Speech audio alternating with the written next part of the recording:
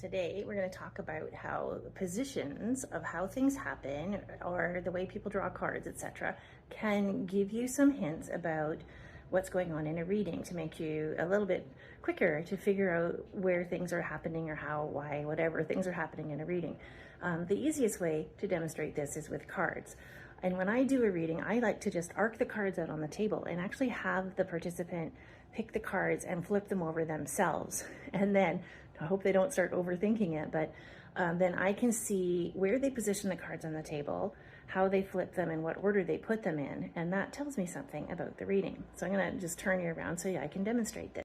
Okay, so here are my cards arced out on the table. I just put them out in an arc. I shuffle them, whatever. And then I'll get the person to choose usually 3 cards to start. So I'm just going to choose 3 cards. Well, first, I'm not going to turn them over. I'm just going to show you. Like a lot of people, if you tell them to choose 3 cards, they're going to put them out like this, 3 in a row.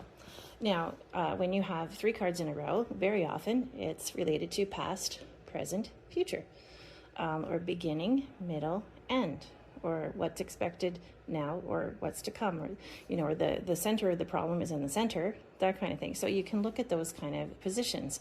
Most of us are very conditioned in the West to go from left to right, so that's the way we're going to look at the cards. If they turn them, are they turning them left to right, like this, right? And if they are, then that's a very linear sort of thought process as well, that it's going from past, present, future. If they turn them more like up, down, maybe they're more of a top-down thinker of a person, right? And they've also changed then whether the cards are upside down or right side up. These ones, we've got, this one was upside down, but we've got 1 card upside down, 2 cards right side up. That also tells us something about what's going on with these cards. 1 reversed, 2 are, 1 is a little less positive, 2 are more positive. This one can tell us a lot about where they're coming from, and then as we go along, we see where they're going. If I'm stuck and I don't know where they're going after this, I might grab another card and say, where are they going? Let's get more information about where they're going. If I want to know more about where they are now, I might grab a card and put it underneath. This is where they are now. Let's find out more about that. We want to know more about where they're coming from, same thing. So those kind of positions can help you. There's a lot of different kinds of tarot spreads where the cards are laid out in all kinds of different positions, and all of those positions will have a meaning. That's sort of how you can work it with cards. I know someone who actually reads just plain old crystals and stones, and she has you choose a bunch of stones.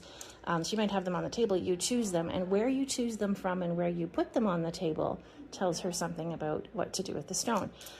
There's also rune stones or bones or casting.